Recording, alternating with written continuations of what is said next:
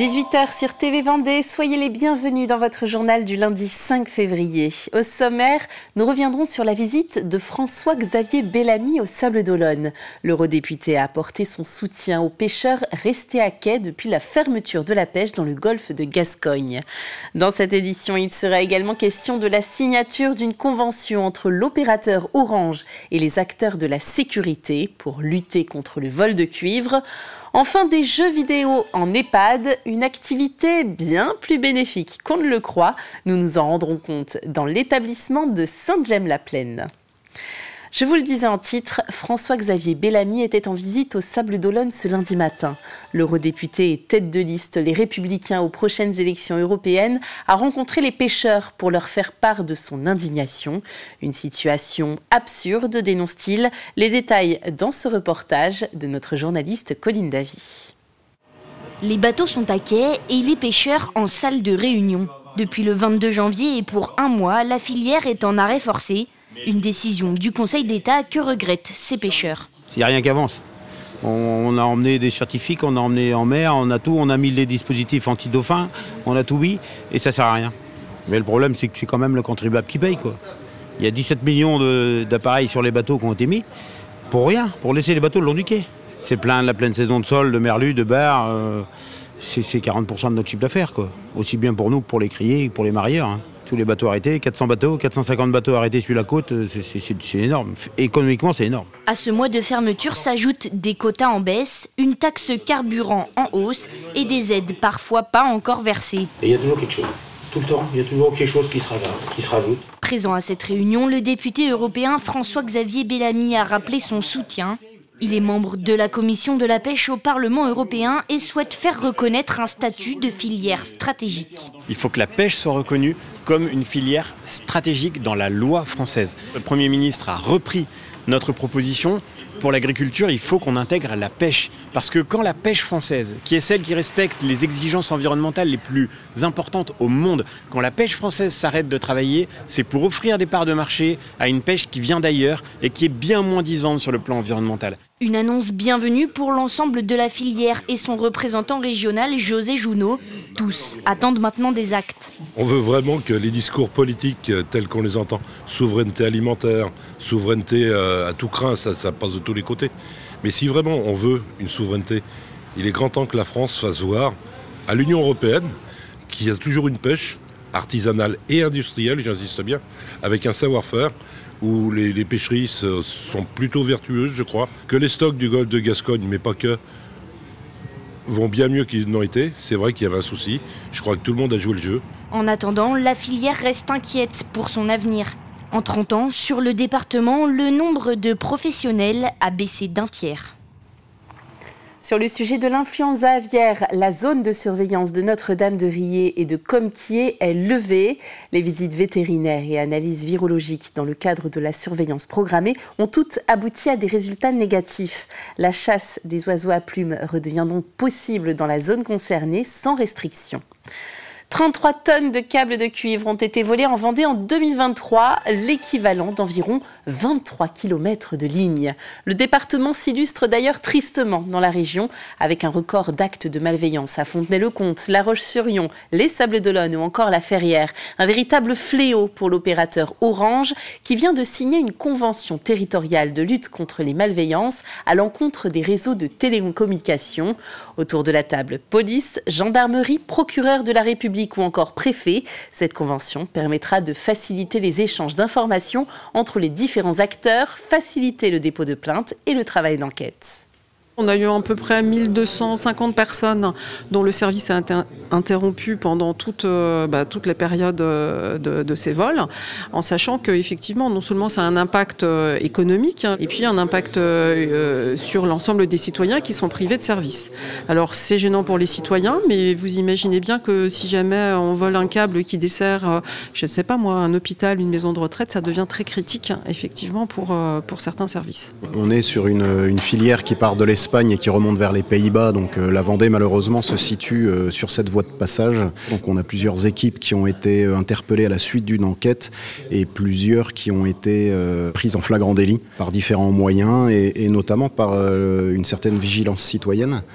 où des gens voyant une équipe soi-disant d'Orange ou assimilée travaillant de nuit ou dimanche ou jour férié, nous prévenant Orange, ce qui revient assez rapidement au même grâce à la convention qu'on vient de signer, nous permet d'arriver sur place et de les appréhender en flagrant délit, ce qui est toujours une très bonne chose.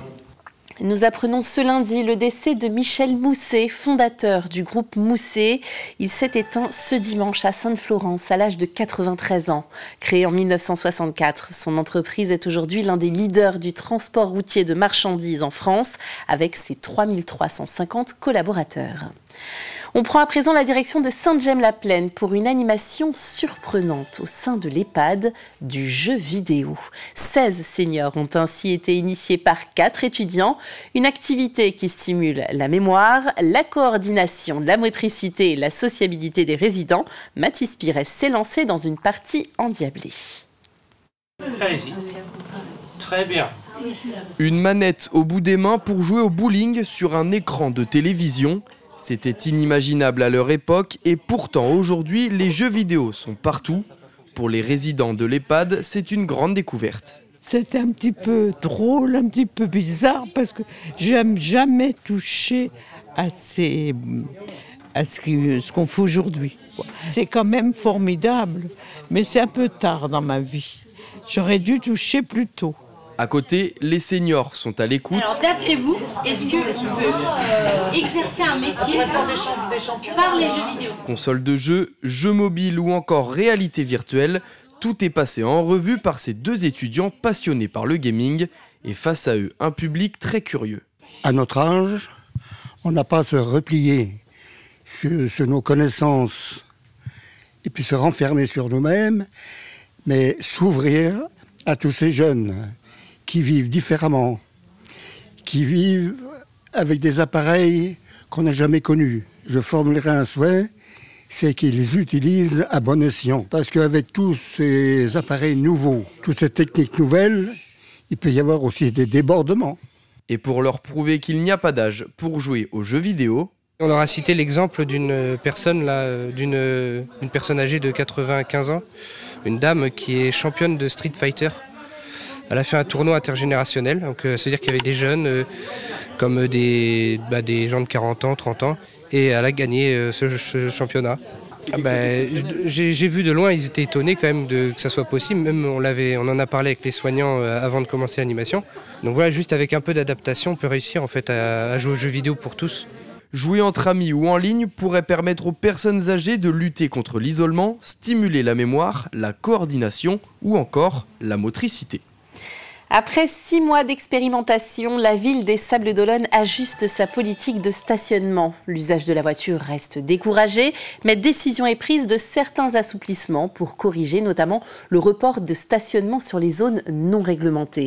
Ces changements sont effectifs dès ce lundi.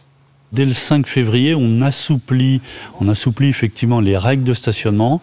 On amène 2 heures de gratuité supplémentaires, c'est-à-dire que le stationnement va devenir gratuit de midi, donc de 12h à 15h et de 18h à 9h le lendemain matin.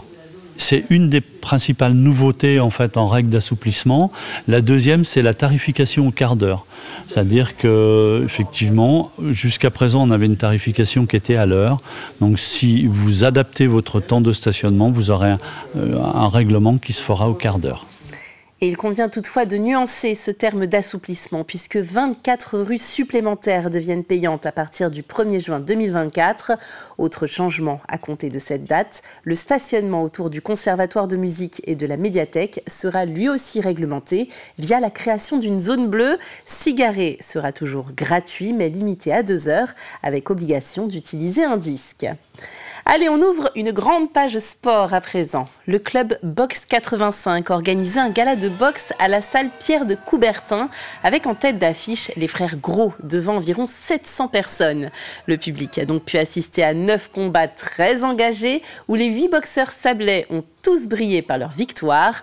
Hugo Gros remportait son combat face à Noah Perrin, venu de Lyon pour l'occasion et quart de finaliste des championnats de France. Il se prépare maintenant pour la ceinture WBC amateur qui se tiendra à Marseille à la fin du mois. Avec cette victoire, Enzo Gros porte son total à 3 victoires pour 1 défaite chez les professionnels. En handball, samedi soir, Pouzauges recevait l'équipe de Vernon-Saint-Marcel pour la 15e journée de National 1 masculine. Une nouvelle fois, les Vendéens 13e et derniers du classement se sont trouvés en difficulté face à des Normands plus expérimentés.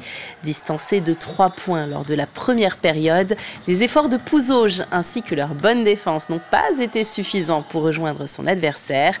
Score final 23-25. C'est vrai que c'est frustrant parce qu'on a même eu des ballons pour prétendre revenir encore un peu plus près et plus tôt dans le match. Maintenant, Vernon a quand même une grosse équipe et avec des joueurs expérimentés qui ont joué au-dessus face à nos jeunes. L'expérience a aussi parlé ce soir, mais encore une fois, malgré la défaite, on peut sortir la tête haute de ce match et être fier de ce qu'on a fait. Et j'espère que surtout ça augure de prochains matchs. Et avec ce contenu-là, je pense qu'on peut prétendre aller chercher des victoires. Enfin, un sport que l'on voit moins sur notre antenne, la pétanque. Sur 3 jours, les meilleurs joueurs français ont été réunis à l'occasion de la 17e édition du National, organisée par la coordination des clubs de La Roche-sur-Yon au complexe des Oudéries. Cette manifestation rassemblait près de 2400 compétiteurs, hommes et femmes, ainsi qu'un très nombreux public. La triplette composée de Marlon et Stéphane Dourlet, emmenée par Julien Lamour du club La Pétanque Chinon, s'est imposée au score final de 9-13 lors de la finale nationale dimanche après-midi. C'est la fin de ce journal. Merci de l'avoir suivi. Retour de l'actualité dès 7h demain. Belle soirée.